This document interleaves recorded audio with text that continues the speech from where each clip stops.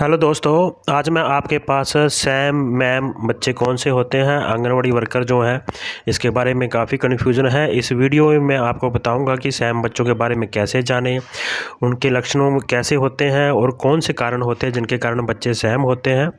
आज मैं आपको इस वीडियो में बताऊँगा कि सैम क्या होता है, मैम क्या होता है, स्टंटिंग क्या होता है, वास्टिंग क्या होता है और अंडरवेट क्या होता है।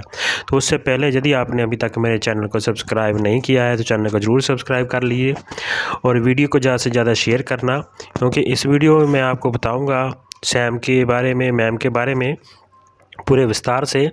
और यदि आप और डिटेल से जानना चाहते हैं तो आप मेरी वीडियो अंत तक देखिए, स्किप ना कीजिए और आराम से देखिए, क्योंकि इसमें जो है बहुत सी महत्वपूर्ण जानकारी है जो आपके लिए काफ़ी फ़ायदेमंद होने वाली है। तो मैं आपको शुरू से लेकर अंत तक बताऊंगा कि सैम की जांच हम कैसे कर सकते हैं, सैम के बच्चों के बारे में हमें कैसे ज्ञान प्राप्त होगा। तो इसमें जो है बहुत से आंगनवाड़ी केंद्र हैं जिनमें सैम के बच्चे आ जाते हैं जी, और उनका हमें विशेष ध्यान रखना होता है। और कुछ बच्चे मैम के होते हैं, कुछ बच्चे स्टंटिंग भी आ जाते हैं कई आंगनवाड़ी केंद्रों में, जिसे हम नाटापन कह देते हैं। कुछ बच्चे जो हैं वास्टिंग आ जाते हैं, कुछ बच्चे जो है अंडरवेट आ जाते हैं। तो इन सभी बच्चों का जो है आंगनवाड़ी केंद्रों में बहुत ही विशेष ध्यान रखना होता है, ताकि जो उनका विशेष ध्यान रखने से ही हम उन बच्चों को उनका जो ग्रेड है चेंज कर सकते हैं सैम से मैम में, और फिर नॉर्मल में उन बच्चों को कर सकते हैं। तो आंगनवाड़ी जो वर्कर है इन बच्चों के वज़न के अनुसार, उनकी हाइट के अनुसार और उनको नियमित चेकअप के द्वारा जान सकती है कि यह बच्चा जो है सैम में है या मैम में है या नॉर्मल है। तो आज मैं आपको बताऊंगा कि हमें कैसे पता चलेगा एक आंगनवाड़ी वर्कर के रूप में कि यह जो बच्चा है वह सैम में है। और सबसे पहले जो सबसे महत्वपूर्ण क्वेश्चन है कि सैम होता क्या है जी। बहुत सी आंगनवाड़ी वर्कर अभी भी कन्फ्यूज़न है, परेशान है कि उनको पता नहीं है कि सैम क्या होता है। तो पहले मैं आपको बता देता हूँ कि सैम क्या होता है जी।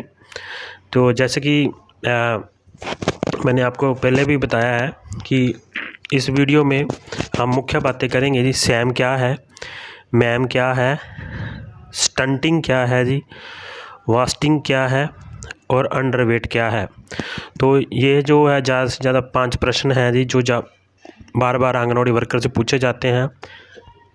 आंगनवाड़ी वर्कर कन्फ्यूज़ रहती है, इनके बारे में परेशान रहती है, तो वह जानना चाहती है विस्तार से। तो सबसे पहले मैं आपको बताता हूँ कि सैम क्या है। सैम की अगर फुल फॉर्म की बात करें तो सीवियर एक्यूट माल न्यूट्रिशन होता है, जिसे कि हिंदी में कहें तो गंभीर तीव्र कुपोषण कहते हैं। यानी कि बहुत सी तेज़ी से बच्चे का कमज़ोर होना, उसे हम सैम बच्चे की कैटेगरी में लेते हैं। गंभीर होता है यानी कि बहुत ही दूसरे बच्चों की तुलना में वह बच्चा जो है कुपोषित होता है और जल्दी में कुपोषित हो जाता है देखते देखे कुछ ही दिनों में। तो अगर हम इनके कारणों की बात करें तो मुख्य कारण मैं बता देता हूँ आपको कि सबसे पहला जो कारण है मातृ कुपोषण। दूसरे कारण की बात करूँ तो जो मुख्य कारण चलता है वह एक जन्म के समय ही बच्चे का कम वजन होना। और तीसरा जो मुख्य कारण है कि बाल्यावस्था में, यानी कि जब बच्चा छोटा होता है तो उसको दस्त लग जाना, निमोनिया हो जाना, खान पीन की संबंधित व्यवहारों जैसे कि स्तनपान एवं अन्न पूरक आहार में कमियां होना और साफ़ सफाई का एवं स्वच्छता की कमी होना। तो ये जो हैं ये बातें मुख्य कारणों में गिनी जाती हैं। और इन कारणों से ग्रसित अगर कोई बच्चा होगा तो वह सैम में चला जाता है। तो सैम बच्चों को अगर हम देखें तो इन कारणों को अगर वो ध्यान से हम जान पाएँ तो हो जाता है, पता चल जाता है कि सैम है। लेकिन अगर हम जाने के लक्षण क्या होंगे, तो अगर हम सैम के बारे में जानें तो चार्ट के अनुसार अगर देखें लंबाई और ऊंचाई के अनुसार, तो जिस बच्चे का 3 SD से कम होगा वह सैम में होगा।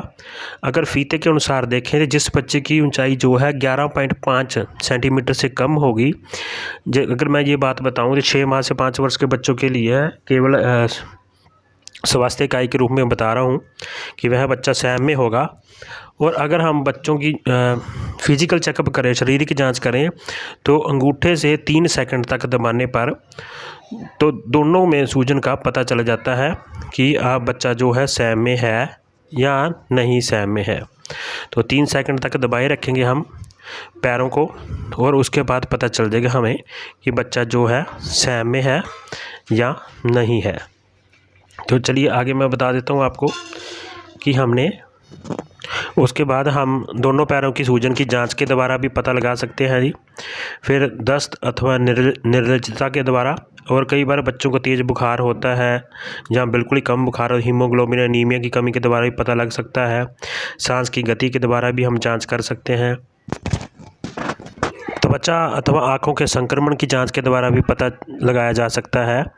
सुस्ती अथवा बेहोशी की स्थिति में रहना बच्चे का, दौरे पड़ना, तो यह जो है सब कारण है कि हमें लक्षण है मुख्य जिनसे देखने पर हमें पता चल जाता है कि बच्चा जो है सैम कैटेगरी में है, गंभीर कुपोषित बच्चा कंडीशन में है, स्थिति में है।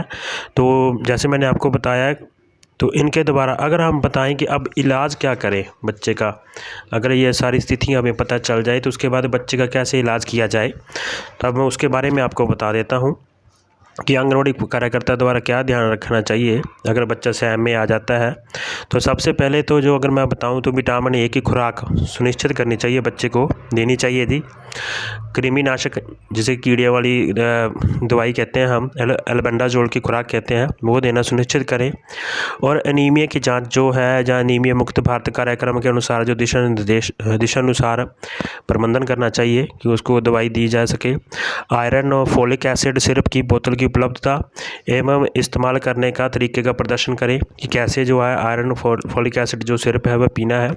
स्तनपान एवं अनुपूरक आहार एवं उम्र के अनुसार अभाविक को परामर्श दें कि कितने साल का बच्चा है तो उस अनुसार बच्चे को कितना दूध देना है, कब कब दूध देना है और कैसे दूध देना है, ये सारा अभिभावकों को बताना चाहिए।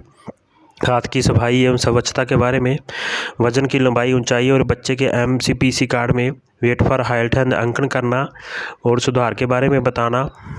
चिकित्सीय जांच एवं पूर्व माह में किसी बीमारी के लक्षण से संबंधित जानकारी लेना। बच्चे की अगर ज़्यादा स्थिति बिगड़ जाती है तो उसे जो है हमें अस्पताल में या स्वास्थ्य केंद्र में भेजने के लिए संदर्भित करना। प्रत्येक माह आंगनवाड़ी केंद्र द्वारा इन कुपोषित बच्चों का नियमानुसार पुष्टाहार प्रदान किया जाए और सभी सैम बच्चों का साप्ताहिक फॉलोअप आंगनवाड़ी वर्कर द्वारा किया जाए। और यह जो फॉलोअप है आंगनवाड़ी केंद्र द्वारा, जहाँ पर गृह भ्रमण द्वारा किया जाना चाहिए, जिसमें कि बच्चे की वजन वृद्धि की जाँच, फीडिंग डेमोन्स्ट्रेशन एवं पोषण संबंधी परामर्श होता है जी। और ये सारी जो चीज़ें हैं इलाज करने के बाद अगर हम नियमित बच्चे का जांच करते रहते हैं तो उनके द्वारा अगर 3 माह के अंदर भी कोई सुधार नहीं आता है बच्चे की स्थिति में, तो उसे जो है स्वास्थ्य केंद्र में संदर्भित कर देना चाहिए जी, भेज देना चाहिए जी। तो ये मैं आपको बताई है, ये जो है इलाज है सैम बच्चों के लिए, स्वास्थ्य एवं पोषण संबंधी सेवाएं हैं। अगर आंगनवाड़ी वर्कर जो है इन सभी सेवाओं का, स्वास्थ्य संबंधी सेवाओं का पालना करेगी तो बच्चा जो है सैम से ग्रेड चेंज कर जाएगा। और ये था जी पूरा प्रोसेस सैम के बच्चों के बारे में। यदि आपको मेरी वीडियो अच्छी लगी है तो प्लीज़ आपसे रिक्वेस्ट है कि लाइक ज़रूर कीजिए और ज़्यादा से ज़्यादा शेयर कीजिए ताकि और भी आंगनवाड़ी वर्करों को सैम के बारे में पता चल सके। और यदि अभी तक आपने मेरे चैनल को सब्सक्राइब नहीं किया है तो चैनल को ज़रूर सब्सक्राइब कर लीजिए, जिसका नाम है M Job Box, और बेल आइकन का बटन दबा दीजिए ताकि मैं आपके पास ऐसी और भी वीडियो लेकर आता रहूं।